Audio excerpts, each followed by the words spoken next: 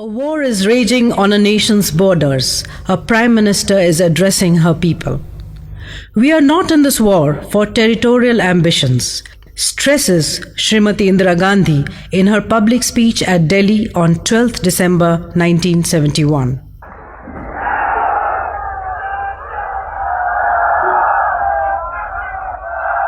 भाइयों और बहनों, पिछले दफे जब इसी जगह में आपके सामने खड़ी थी, वो चुनाव के बाद था।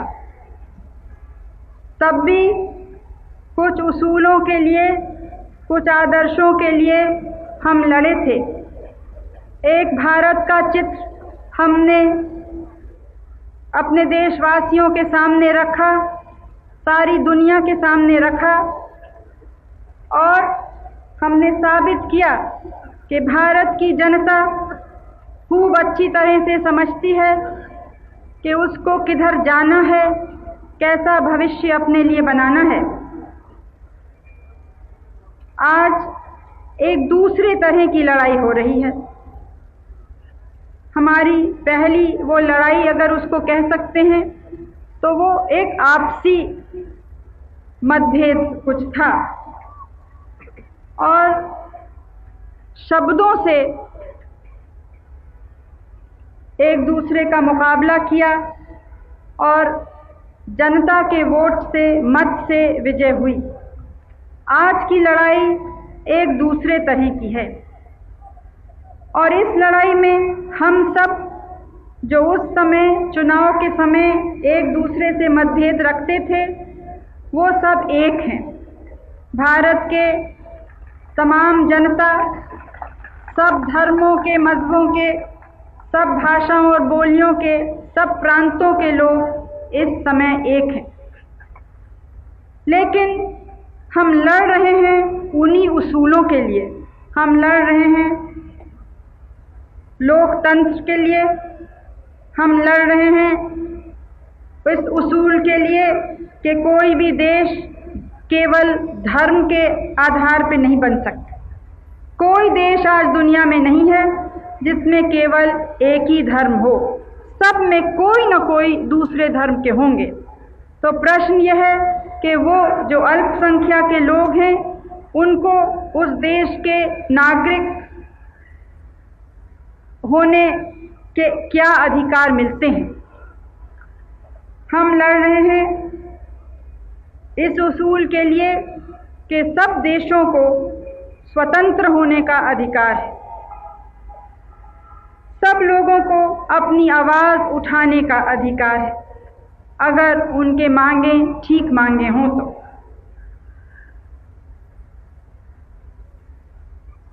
और हमें पूरा विश्वास है कि जब आज़ादी की आवाज़ उठती है, न्याय की आवाज़ उठती है, भाईचारे की आवाज़ उठती है, तो हमेशा उसी की विजय होती है। आज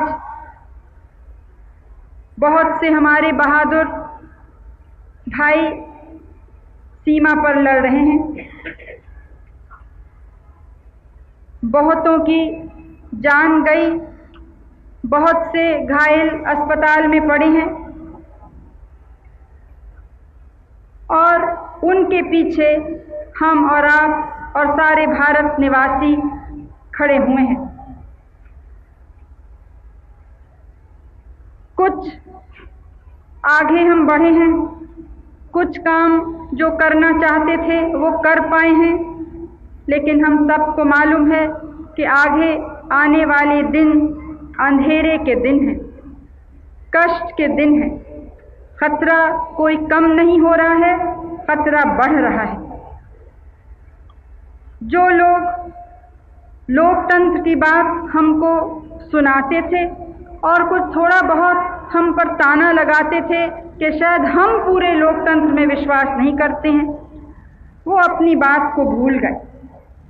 जो लोग बहुत ज़ोरों से गरीबों की आवाज़ उठाते थे और कहते थे कि आज़ादी की लड़ाई को वो सराहना देते हैं सब जगह, वो भी आज उस आज़ादी की आवाज़ को और अपने असूलों को भूल गए हैं और सभी तरफ से हम पर खतरा बढ़ रहा है। अभी आपके सामने एक गाना हुआ, सरफरोशी की तमन्ना। वो गाना है, जब मैं छोटी सी लड़की थी तब हमारे आज़ादी के आंदोलन में जुलूसों में चल के बहुत बड़ी बड़ी सभाओं में वो गाना गाया जाता था। एक और था, सर जाए तो जाए पर हिंद आज़ादी पाए। तो वही आज सब पुराने गाने हैं, लेकिन आजकल भी उनकी वही एक महत्व हमारे राष्ट्र जीवन में है। हम इस खतरे का सामना कर रहे हैं, इसलिए नहीं कि कोई खेल है, इसलिए नहीं कि हम खामखा को किसी दूसरे देश की ज़मीन चाहते हैं या किसी दूसरे देश को नष्ट करना चाहते हैं। हम किसी की ज़मीन नहीं चाहते हैं। हम कभी नहीं चाहते थे कि कोई देश हमारा पड़ोसी हो या दूसरा हो, वो देश नष्ट हो। लेकिन हम जानते थे कि जो बात बांग्लादेश में हुई है, वो उस आवाज़ को, उस आज़ादी की मांग को, आग को कोई दुनिया की ताकत बुझा नहीं सकती।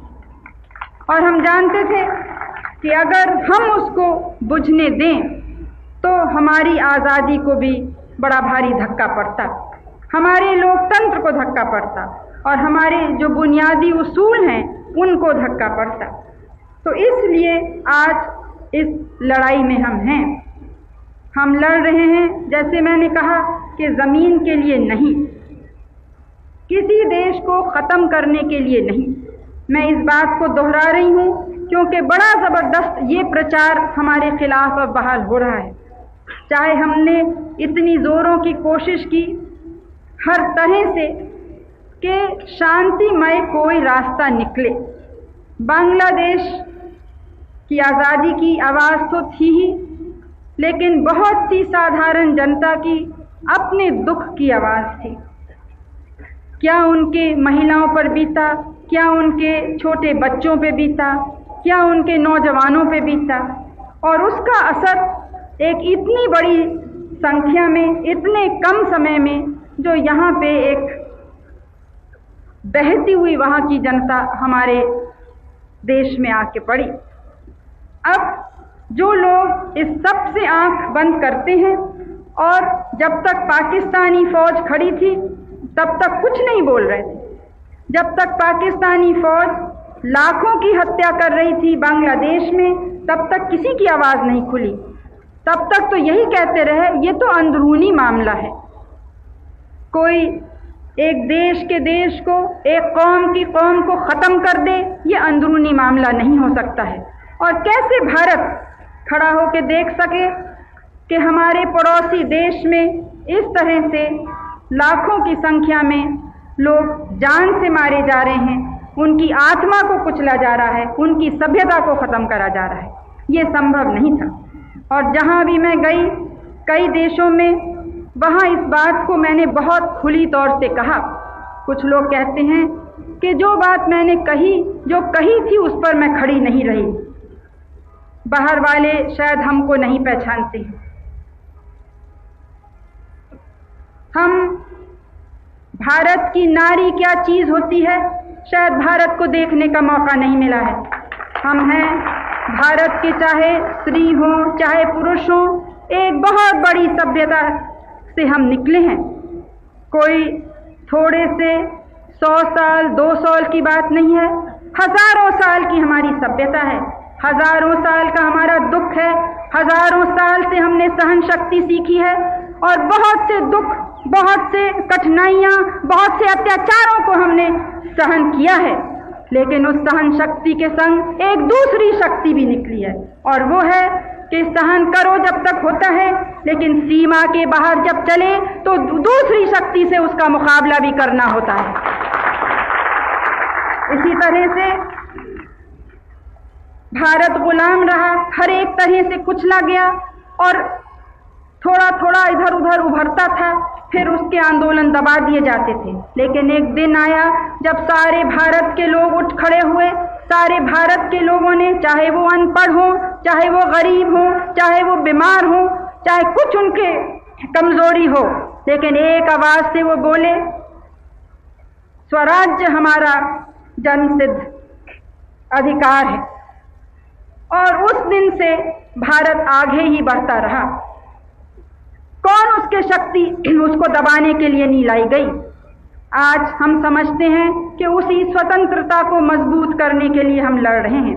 आज हम समझते हैं कि जो बहुत सी आवाज़ें हमारे खिलाफ उठ रही हैं वो इसलिए नहीं है कि उनको केवल ये परवाह है कि पाकिस्तान में क्या हो रहा है, शायद वो भी हो सकता है, लेकिन ये परवाह है कि क्यों ये एक दबा हुआ देश, एक काले आदमियों का देश, हम समझते थे कि कुछ नहीं बोलेगा, हमारे कहने पे चलेगा, क्यों इसकी आवाज़ उठती है, क्यों इसको हिम्मत है अपना रास्ता निकालने को, क्यों उसको हिम्मत है जो वो ठीक समझता है अपने लिए वो करने को। आज ये लड़ाई है। हम समझते हैं कि केवल हम भारत के लिए नहीं लड़ रहे हैं, केवल अपने उसूलों के लिए नहीं लड़ रहे हैं, हम आज सारी दुनिया में जो दबे हैं, सारे दुनिया में जो वर्षों से, आज के नहीं, जो सदियों से दबाए गए हैं, चाहे वो अपने दबाएपन को न पहचान सकें, वो अपनी गुलामी को नहीं पहचान सकें, लेकिन हम पहचानते हैं और हम जानते हैं कि उससे आज हम नहीं लड़ेंगे तो यही धक्का हमको लगेगा।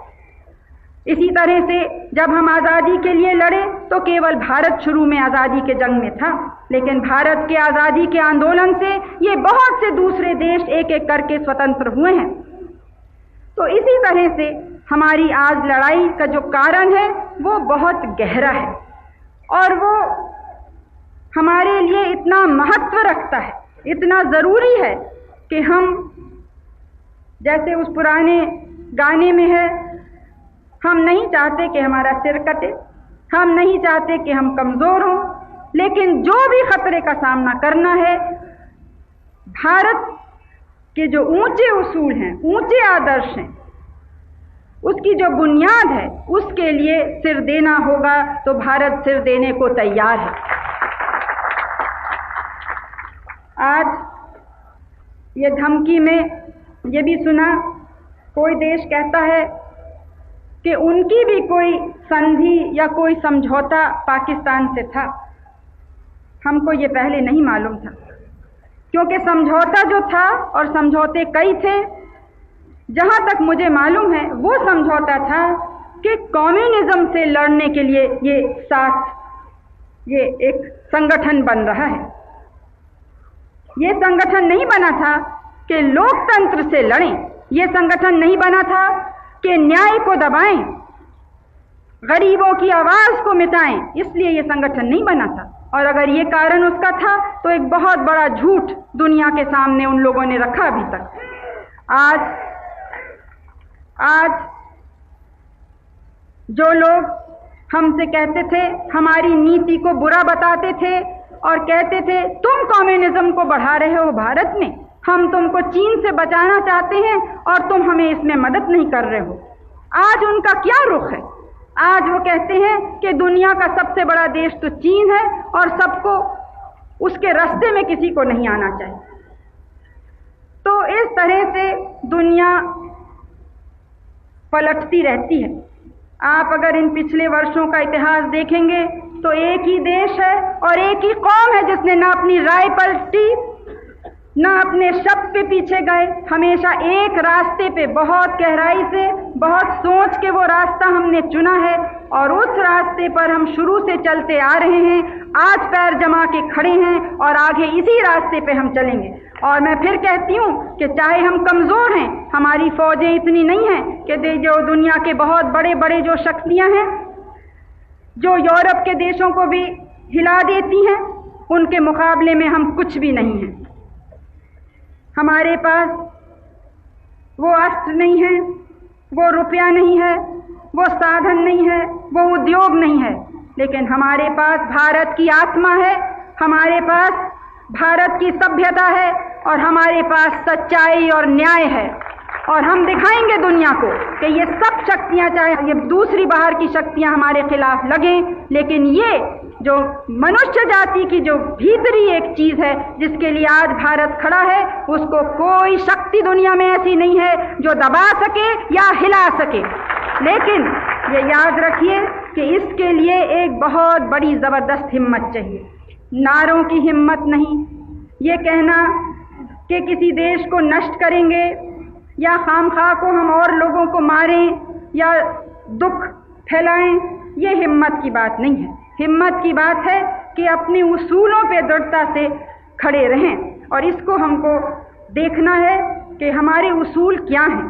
पहले तो लोकतंत्र, और लोकतंत्र कैसे सच्चा बन सकता है, कैसे लोगों के लिए मायने रख सकता है, वो तब जब जितने लोग उस देश में रहते हैं सबको बराबर के अधिकार मिलें, चाहे वो किसी कौम के, किसी धर्म, किसी भाषा के हों। यानी सब धर्मों को बराबर का अधिकार मिले, ये हमारा एक बहुत बड़ा उसूल है। और दूसरा है कि लोकतंत्र पक्का नहीं हो सकता जब तक कि गरीबी कम न हो। यानी जो अंतर एक वर्ग और दूसरे वर्ग में है वो अंतर जब तक कम न हो। तो ये दोनों चीज़ें, ये रास्ते पे हम लेके चलेंगे तो आवश्यक हमारी सच्ची विजय होगी। खाली ज़मीन लेने से विजय नहीं होती है। हमारा इस सब झंझट में हम पड़े कैसे? जैसे मैंने कहा, एक पड़ोसी देश, एक हमारा जैसा गरीब देश, हमसे भी ज़्यादा पिछड़ा इसलिए कि आगे बढ़ने के मौके कम मिले थे, उस देश को कुचलने की कोशिश की गई। एक बराबरी की लड़ाई नहीं थी। एक तरफ कमज़ोर जनता और दूसरे तरफ एक फौज। तो हमसे कितना भी दूर ये होता तब भी भारत की सहानुभूति आज़ादी की आवाज़ के साथ होती।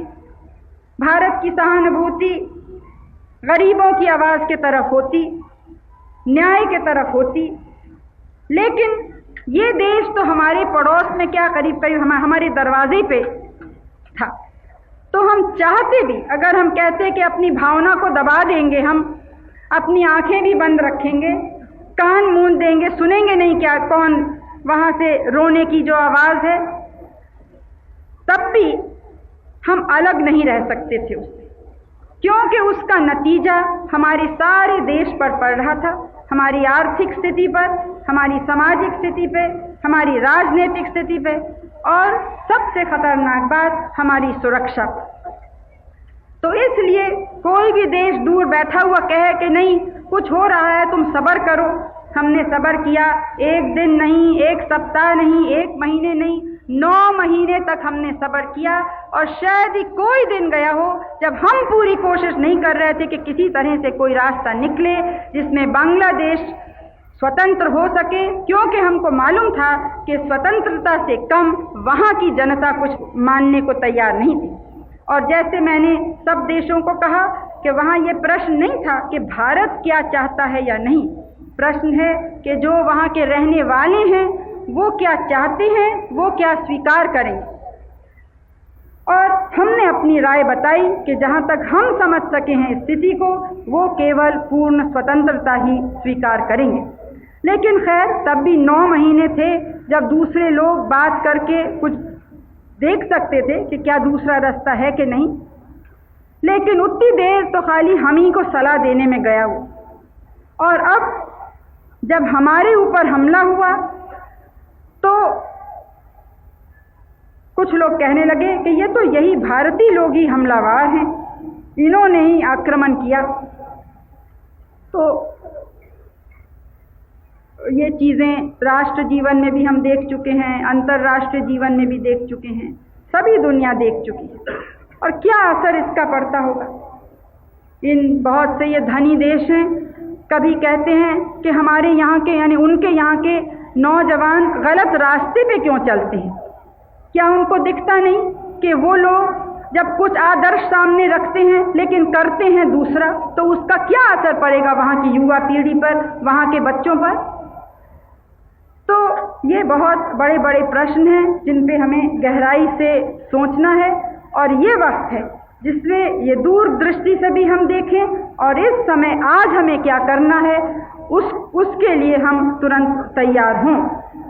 आज एकता तो हमारे बीच में है, लेकिन ये देखना है कि एकता केवल लड़ाई के नाम से न हो, एकता इन बुनियादी आदर्शों के और विचारधारा के नींव पर हमारी एकता बने, तब जाके वो एकता मजबूत होगी और उसमें शक्ति रहेगी कि देश को वो आगे बढ़ाए। हम लड़ाई के लिए जो भी तैयारी हमसे हो सकी, जो भी आज हो सक रही है, वो पूरी हो रही है। जो बहादुर लड़ रहे हैं उनके संग हमारी ध्यान उनके पास है, हमारी सारी प्रार्थनाएं उनके संग हैं और हमारे आशीर्वाद हैं। हमें गौरव है उनके हिम्मत पर, उनकी बहादुरी पर और जिस भावना से वो इस अपने भारतवर्ष की, अपने सारे भाइयों और बहनों की रक्षा कर रहे हैं। लेकिन उनको भी हमको विश्वास दिलाना है कि उनके पीछे एक जनता है जो इस देश को ऐसे बनाने में लगी है कि इस लड़ने के काबिल हो और ऐसा देश हो जिसके लिए लड़ना एक बहुत बड़ा गौरव हो। ये हम सबका कर्तव्य है। एक साफ देश हो, एक स्वस्थ देश हो, प्रगतिशील देश हो, जो समाजवाद के रास्ते पर गरीबी को दूर करने के लिए तेजी से आगे बढ़ रहा हो। ये विश्वास हमको आज अपने जवानों, अपने अफसरों सबों को देना है। हम जहां अपने फौज की प्रशंसा करते हैं, हम कैसे भूलें उन बहादुरों की जिनकी कोई ट्रेनिंग नहीं, जो हमारे मुक्ति वाहिनी के भाई हैं। छोटे छोटे से लड़के 12 साल से लेके उसमें भर्ती हुए थे। थोड़े से दिनों के बाद ट्रेनिंग के मैदानी जंग में वो कूद पड़े।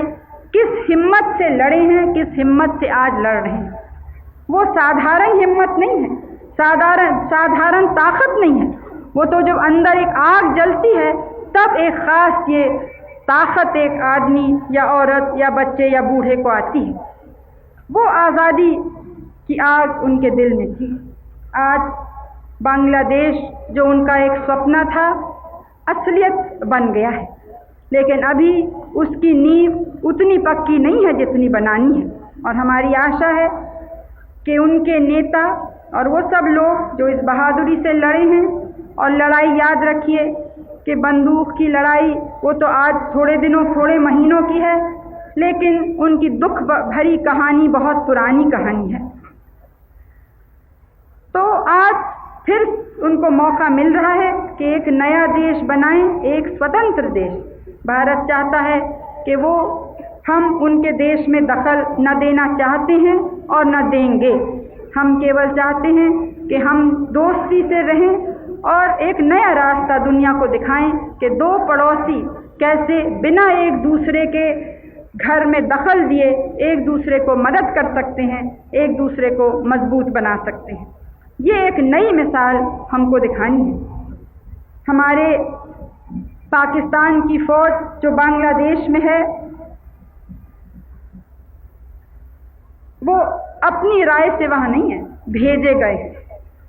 उनसे हम कहते हैं कि वो जब उन्होंने देखा कि जनता की क्या मांग है, जनता ने किस उत्साह से स्वागत किया, जो मुक्ति वाहिनी आगे बढ़ी और उनके संग संग भारत के जवान, तो ये पाकिस्तानी फौज का भी कर्तव्य है कि इस वक्त वो असलियत को देख के और स्वयं कहें कि हम तो यहाँ से जाते हैं। तो जो इतनी दुश्मनी उनकी और बांग्लादेश वालों की बढ़ी है, शायद थोड़ी सी उसमें कमी हो सकती है। आगे के लिए फिर से दोस्ती हो, उसकी थोड़ी सी कुछ एक छोटा सा कदम लिया जा सकता है। अगर आज वो वहाँ से छोड़ के और अपने घर वापस जाएं। मैंने सुना है, मालूम नहीं सच है कि नहीं, कि उनकी भी यही इच्छा है और उन्होंने ऐसा संदेश भी कई जगह बाहर भेजा। लेकिन वो लोग जो लड़ नहीं रहे हैं, अपने घरों में बैठे हैं वहाँ पश्चिम में, वो उनको इजाज़त नहीं दे रहे हैं इसके लिए। तो इसका भी दोष भारत को दिया जाता है। संयुक्त राष्ट्र के लोग कुछ ढाका से निकलना चाहते थे। उन्होंने हमसे कहा कि इजाज़त दो कि वहाँ बमबाजी या कुछ न हो और हम वहाँ से आसानी से निकल सकें। भारत ने कहा कि हम ज़रूर आपके लिए, आप जिस वक्त भी कहें उस वक्त हम देखेंगे कि सुरक्षा से आप वहाँ से निकल सकें। लेकिन अगर आप हमारी सहायता चाहते हैं तो आप कलकत्ते आइए और वहाँ से सुरक्षित होकर जा सकते हैं। कलकत्ते तक हम आपको ले आएंगे और यहाँ से तो खैर कोई ख़तरा है ही नहीं। तो जब जहाज़ वहाँ जाने लगा तो पाकिस्तानियों जिनके कब्जे में ढाका का हवाई अड्डा है, उन्होंने उस जहाज को उतरने नहीं दिया। लेकिन प्रचार क्या हुआ कि भारत ने पहले इजाजत दे दी और फिर उतरने नहीं दिया। तो इस तरह के बहुत से झूठे प्रचार होते हैं और हर तरह की कोशिश हो रही है कि जो दूसरे देशों के लोग वहाँ ढाका में आज भी हैं कि किस तरह से उनको फंसाया जाए, जिसमें वो यही कहें कि देखो भारत के कुछ करने से हमको कष्ट हुआ। वो कि हम पूरी कोशिश कर रहे हैं कि उनको कोई हानि न हो और आसानी से आराम से वो वहाँ से निकल के अपने अपने घर जाएं। तो इस तरह से हर तरफ से इस वक्त प्रचार का हमला तो है ही है और बड़ी ज़बरदस्त धमकी है कि दूसरा भी कोई हमला हो। हमें कोई कठोर बात कहनी नहीं है और ना किसी को धमकी देनी है। हमको खुद मजबूत खड़ा रहना है और जो भी शहर वालों का कर्तव्य है, मेरी आशा है कि वो आपको यहाँ लोगों ने सबने मोहल्ले मोहल्ले में बताया होगा, उस सब का आप अपना कर्तव्य का पालन करेंगे। ये देखेंगे, ये सब बातें तो आपको मालूम ही है कि कीमतें नहीं बढ़नी चाहिए, कोई भी सामान दुकान से हटा नहीं लेना चाहिए, किसी को भी ज़्यादा ख़रीदना नहीं चाहिए, कोई फिजूल खर्ची नहीं करनी चाहिए, सब बातें आपको मालूम है। लेकिन ये कोई खाली एक कान से सुन के दूसरे कान बाहर निकालने की बातें नहीं है। इस समय हर एक हम में से स्त्री पुरुष बच्चा सब लोग हम सिपाही हैं और हर एक को देखना है कि किस तरह से देश एक हो, मजबूत हो, जो भी हमारी आवश्यक चीज़ें हैं या आवश्यक नहीं हैं तब भी वो बेकार न हो, उनका कम से कम उपयोग हो, तो तभी हम इस बड़ी कठिनाई का सामना पूरी तौर से कर सकेंगे और इन अंधेरों दिन से पार होंगे। आज एक दुर्घटना हुई है। एक हमारे पुराने साथी, आज़ादी के लड़ाई के एक बड़े सिपाही, कश्मीर के मुख्यमंत्री श्री गुलाम मोहम्मद सादिक, उनका देहांत आज हुआ है। बहुत महीनों से वो बहुत बीमार थे और कुछ पिछले 2 सप्ताह से तो बहुत ही बीमार थे। तो बहुत दर्द के बाद आज हमको वो चल बसे। हमारे तो पुराने साथी थे, मैं शायद उनसे पहले दफ़े मिली सन 35 में और वो उन मुट्ठी भर लोगों में से थे जिन्होंने कश्मीर की आज़ादी की लड़ाई को नेतृत्व दिया। पहले महाराजा और अंग्रेज़ों के ख़िलाफ़ और फिर पाकिस्तानी हमला हुआ तो वही थे जिन्होंने, उस वक्त भारतीय फ़ौज तो पहुंची नहीं थी और महाराजा की फ़ौज चली गई थी। तो उस बीच में जो वहाँ से पाकिस्तानी फ़ौज और पाकिस्तान के दूसरे जो लोग वहाँ गए थे, उनका सामना इन मुट्ठी भर लोगों ने किया अपनी जनता को तैयार करके, लड़के लड़की बूढ़े बूढ़ियाँ सब ने मिल के, और उन्होंने कश्मीर की जनता को एक रास्ता दिखाया और ये दिखाया कि हिंदुस्तान क्या चीज़ है और इसीलिए कश्मीर ने हिंदुस्तान को चुना। जब चुनने का समय आया, बहुत उनको भी लालच दी गई थी कि वो मुस्लिम लीग के संग हो जाएं या कोई दूसरा ऐसा रास्ता लें, धार्मिक रास्ता लें, एक इस्लामिक धर्म के राज्य बने। लेकिन वो बहुत ज़ोरों से, जैसे हमारे उसूल हैं, उन्हीं उसूलों पे वो खड़े रहे और उन्हीं उसूलों पे उन्होंने कश्मीर को बनाया और आगे ले जा रहे हैं। तो हम सबको बहुत दुख है कि ऐसे वक्त जब उनकी राय की, उनकी बुद्धि की, उनके अनुभव की हमें आवश्यकता थी, वो हमको छोड़ के गए हैं। लेकिन मुझे मालूम है कि कश्मीर के लोग जो उनको प्रेम करते थे, उनका आदर करते थे, वो उसी रास्ते पे और ज़ोरों से जाएंगे और जैसा सादिक साहब चाहते थे कि कश्मीर बने, वैसा ही वो कश्मीर बनाएंगे जिसमें सब धर्म के लोग मिल के रहें, काम करें और अपने राज्य की गरीबी और आर्थिक पिछड़ेपन को दूर करें। तो व्यक्ति के जीवन में या राष्ट्र के जीवन में ऐसे दुख बहुत से आते हैं।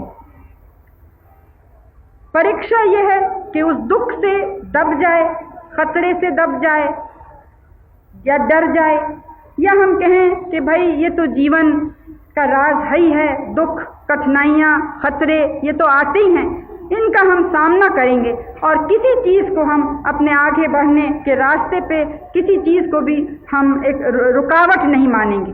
अगर रुकावट आती है तो सबको कंधे से कंधे मिला के उस रुकावट को हटाना है। आज ऐसी रुकावट है और आज मैं आप सबको बधाई देती हूँ और धन्यवाद भी देती हूँ कि ऐसे वक्त हम एक हैं और सारी शक्ति इसमें लग रही है कि ये जो हमारे दुश्मन हैं वो हमें अपने रास्ते से अलग न कर पाएं।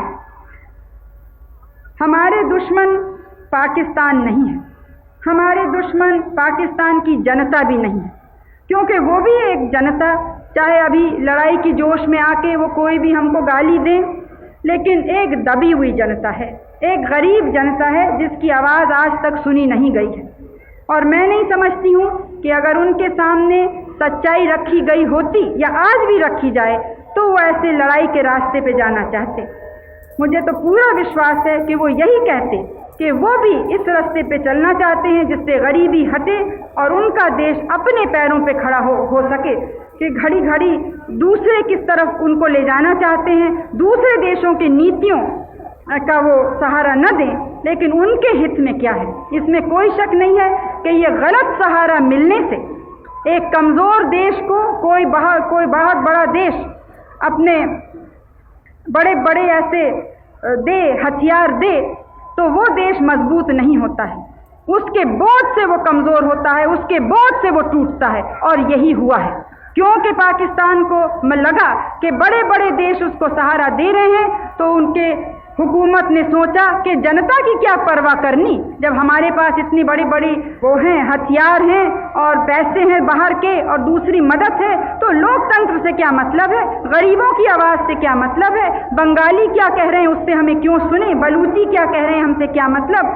फ्रंटियर के लोग क्या कह रहे हैं हमसे क्या मतलब। ये है पाकिस्तान अगर आज कमज़ोर है तो मैं बहुत दावे से कहती हूँ कि वो देश जो उनको हथियार देते आए आज तक उन्होंने कमज़ोर करा है पाकिस्तान को, और अगर पाकिस्तान को हानि होगी तो उनको मैं दोष देती हूँ कि उन्होंने ये हानि की है।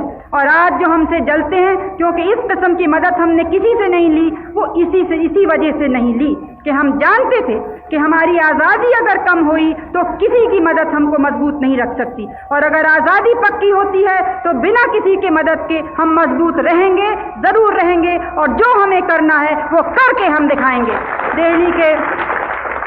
दिल्ली के निवासियों, भाइयों और बहनों, बहुत दफ़े आपने मुझे सुना है और बहुत दफ़े आप में से सबको तो नहीं लेकिन बहुतों को मैंने भी सुना है। हम में और आप में एक ख़ास रिश्ता बहुत बरसों से बना है। इस रिश्ते को सरकार और जनता का रिश्ता हमको और पक्का करना है, क्योंकि ये समय है जब कोई भी गलत फहमी नहीं होनी चाहिए, न नीति के बारे में, न कार्यक्रम के बारे में, न दिशा के बारे में। सब लोग मिलके ठीक दिशा में चलेंगे तो तभी हम मजबूत होंगे और तभी हमारी सब कठिनाइयाँ दूर हो सकेंगी। तो आप सब से मेरी यही प्रार्थना है कि इस समय हम और आप चाहे वर्दी न पहने, चाहे हमारे हाथ में बंदूक नहीं हो, लेकिन हम कोई कम सिपाही नहीं है उनसे जो सीमा पर लड़ रहे हैं।